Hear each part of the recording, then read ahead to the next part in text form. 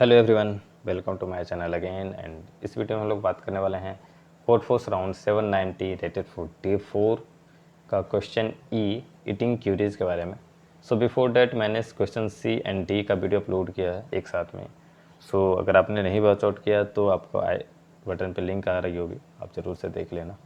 Question में move करते हैं। क्वेश्चन ई जो है बहुत ही ऑब्जर्वेशन वाला क्वेश्चन मुझे लगा, ठीक है। क्वेश्चन पढ़ने के बाद आप थोड़ा सा इसमें कंफ्यूज कर सकते हो। एंड इसमें बाइनरी सर्च इंप्लीमेंट हो रही है, तो मैं आपको वो भी बताऊंगा कि कैसे हो रही है, आप कैसे समझ रहे हो इसको। ओके, तो क्वेश्चन पे मूव करते हैं। बिफोर डैट अगर आप चैनल पे नए हो तो सब्सक्राइब करना नहीं भूलना। अब आते हैं क्वेश्चन पे। ओके, सो बेसिकली आपके पास क्या है, आपके पास n कैंडीज़ हैं एंड ith कैंडी में ai अमाउंट ऑफ शुगर है, ठीक। एंड अगर आप उसको ईट करते हो तो बेसिकली आपका क्या होगा, अगर आप ईट कर रहे हो तो सारा शुगर आपके शरीर में चला गया, तो ai amount of sugar ith candy को ईट करने पे आपके शरीर में इंटर कर रहा है, आप कंज्यूम कर रहे हो उतनी को। अब है कि हमें क्या करना, क्यूरीज हमारे पास हैं एंड ith क्यूरी में हमें ये बतानी है कि मिनिमम नंबर ऑफ जो कैंडीज़ को आपको ईट करने के बाद एटलीस्ट XJ जो होगा, जो XJ दिया हुआ आपके क्यूरी में, XJ अमाउंट ऑफ शुगर आप ईट करोगे। अगर आप उतने अमाउंट ऑफ शुगर ईट कर ही नहीं पाते हो तो -1 प्रिंट करना, अगर कोई भी पॉसिबल वे नहीं है। ओके, सो बेसिकली यहाँ पे क्या हो रहा है, ये आपको एक्सप्लेन करता है ऐसे क्वेश्चन से। लाइक यहाँ पे 8 और 7 दिया हुआ, तो ये अमाउंट ऑफ कैंडीज़ में शुगर है।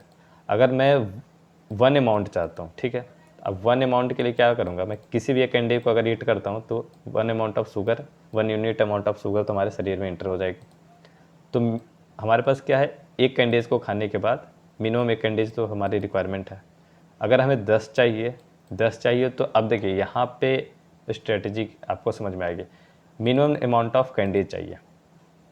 इसको क्या करता हूँ मैं, इसको ले लेता हूँ कॉपी करके, आपको बोर्ड पे समझाता हूँ सीधा, ठीक है। तो यहाँ पे ये आ गई, ओके पेस्ट में, हाँ ठीक, काफ़ी छोटी है, इसको बड़ी कर लेते हैं पहले। ये वैल्यू है 87 आपका दिया हुआ है, ये आपका एरे है, ठीक।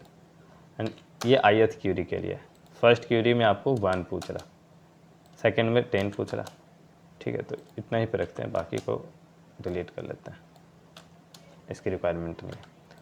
तो अब देखिए यहाँ पे क्या है, आपके पास 8 और 7 है। अब हमें अगर चाहिए 10, अब 10 चाहिए तो हमारे पास बहुत सारे तरीके हैं। ये हो सकता है 4, 3 और 3 के लिए भी एटलीस्ट 10 चाहिए ना। अब मैं क्या कर सकता हूँ, 1 1, मैं सबसे कम वाले में चलूँगा, 1 1, उसके बाद मैं 4 3 पे गया, फिर 3 पे गया, 3 3 6 तो 8, उसके बाद मैं एक 4 वाला ले लिया। तो यहाँ पे एटलीस्ट मुझे 5 कैंडी चाहिए। इस वाले हिसाब के साथ में देखोगे तो एटलीस्ट 3 कैंडी चाहिए, ठीक। तो ये केस हो रहा। अब इसी चीज़ को मैं क्या करता हूँ, अब मैं लिख रहा हूँ 1 एंड 9, तो इस केस में हमारे पास 2 कैंडी चाहिए minimum. So minimum number of candy जो है हमारा इस केस में चाहिए 2। इस केस में तो 5 हो गया, जो इससे ज़्यादा है, इससे ज़्यादा फिर यहाँ पे 3 कैंडी यूज हो रहा है। तो हमें क्या करना है, XI जो दिया हुआ है या XJ जो दिया हुआ है जेथ क्यूरी में, तो आपको इसमें मिनिमम नंबर ऑफ कैंडी बतानी है।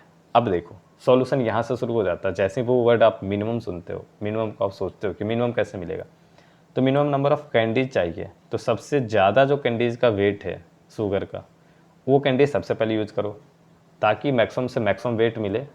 अमाउंट ऑफ वेट जो हमारा शरीर में इंटर हो रहा है शुगर का, वो मैक्सिमम मिल जाए, तो अगले के लिए जो रिमेनिंग बचेगा वो कम से कम बचेगा। और यही हर बार हम ग्रेटली तैयार सोच रहे हैं इस चीज़ को करने की।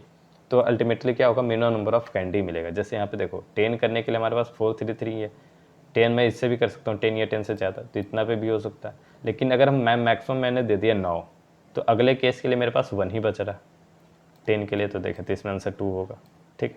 अब 50 देखो, 50 पूरे का अगर मैंने पूरे कैंडीज खा भी लिया तो 50 मेरा वेट नहीं आ रहा, ठीक है। तो इस केस में क्या, हमें -1 प्रिंट करना। तो आपके पास 2 ही तरीके, या तो आंसर मिल रहा होगा तो आपको क्या करना, हमेशा मैक्सिमम से शुरू करनी है, एंड आंसर नहीं मिल रहा तो -1 प्रिंट करनी है।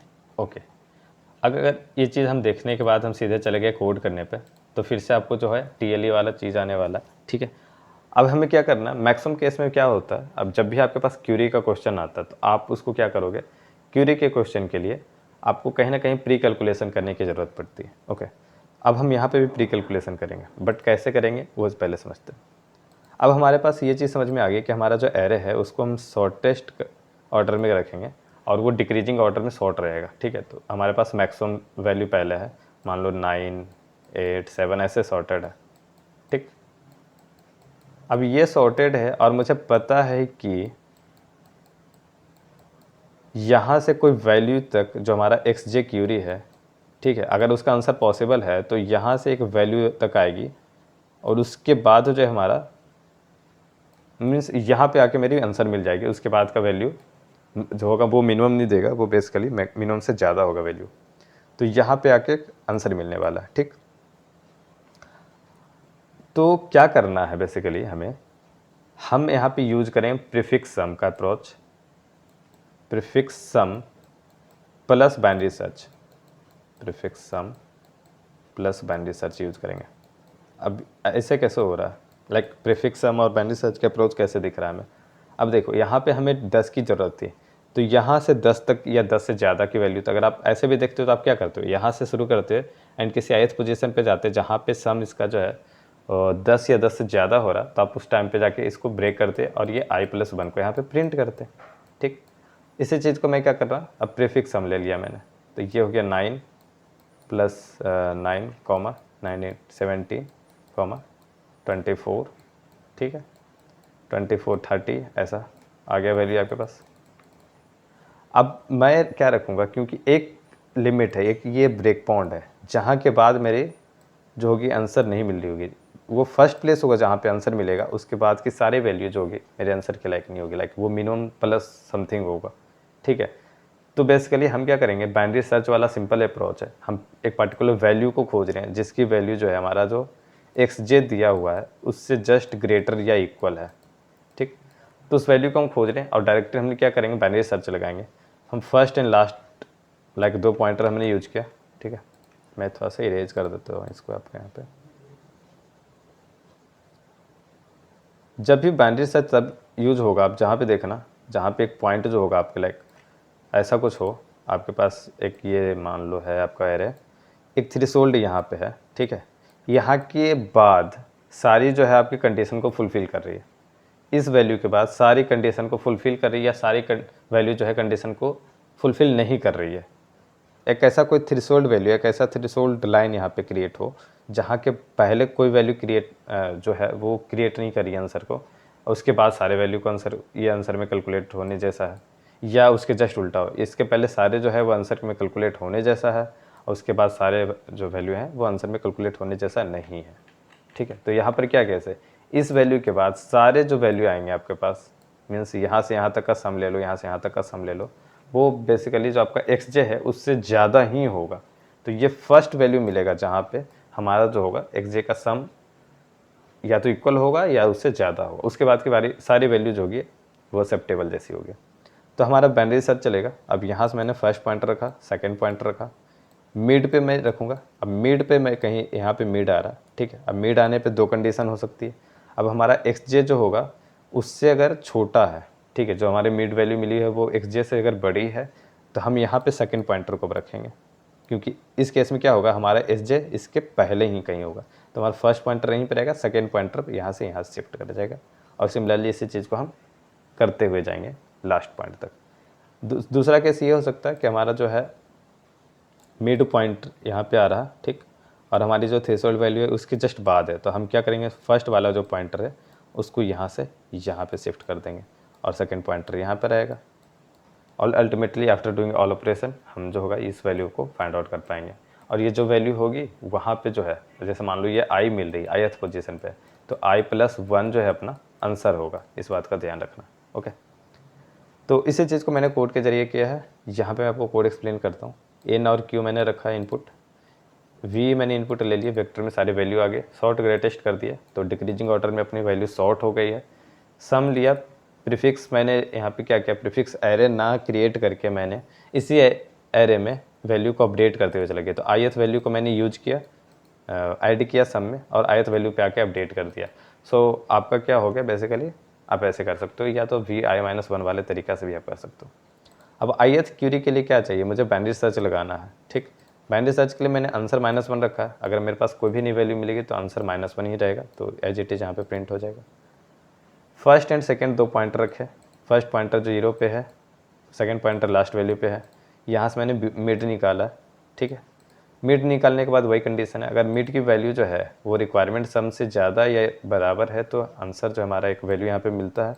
एंड अपने सेकंड पॉइंटर को मैंने मूव किया। यहाँ पे जैसे मैंने आपको बताया था, अगर हमारी वैल्यू है जो रिक्वायर्ड सम से ज़्यादा या बराबर है, मीन्स ये जो लाइन है, ये मिड वाला पॉइंट है, ये इस लाइन के राइट साइड में है। तो राइट साइड में तो हमें उस केस में सेकंड पॉइंटर को मूव करना है। तो वही काम मैंने किया, सेकंड पॉइंटर को मूव किया है एंड आंसर को यहाँ पे मैंने रखा है कि यहाँ पे एक आंसर मिल रही है। अगर नहीं हो रहा तो फर्स्ट पॉइंटर को मूव कर देना है, उसके लेफ्ट साइड में वैल्यू आ रही होगी। एंड अल्टीमेटली मेरे पास क्या होगा, यहाँ पे मिड +1 रखा हूँ क्योंकि ये 0 इंडेक्सिंग है एंड हमारा जो आंसर होगा वो 1 इंडेक्सिंग पे चल रही है, तो वो मिड +1 रखना पड़ा। अल्टीमेटली डूइंग ऑल ऑपरेशन जो हमारा क्यूएथ क्यूरी के लिए, ठीक है, क्यूएथ क्यूरी के लिए आंसर हमारा यहाँ पे मिल जाएगा बाइनरी सर्च से। अगर नहीं मिल रहा होगा तो -1 आपके पास जो है वही वैल्यू यहाँ पे प्रिंट हो जाएगी। सो अल्टीमेटली यही मेरी रिक्वायरमेंट थी इस क्वेश्चन में। तो एंड आई होप आपको क्वेश्चन वीडियो एक्सप्लेनेशन जो मैंने बताया है आपको अच्छे ढंग से समझ में आया होगा। ओके, एंड अगर आप किसी भी तरीके का डाउट है तो आप ज़रूर पूछो कमेंट में। एंड वीडियो मेरा कैसा लगा हो ज़रूर बताना। ओके, सो मैं अपने आप को जहाँ पे भी आपको लगता है कि इसमें कहीं पे भी मेरे में इम्प्रूवमेंट करने की ज़रूरत है तो उस पार्ट पे भी ज़रा वर्क करेंगे। ओके, सो क्वेश्चन का लिंक, कोड का लिंक नहीं कि आपको डिस्क्रिप्शन बॉक्स में मिल जाएगा, आप जाकर एक बार चेक कर लेना। एंड टिल नाउ मिलते हैं अगली वीडियो में। Bye bye.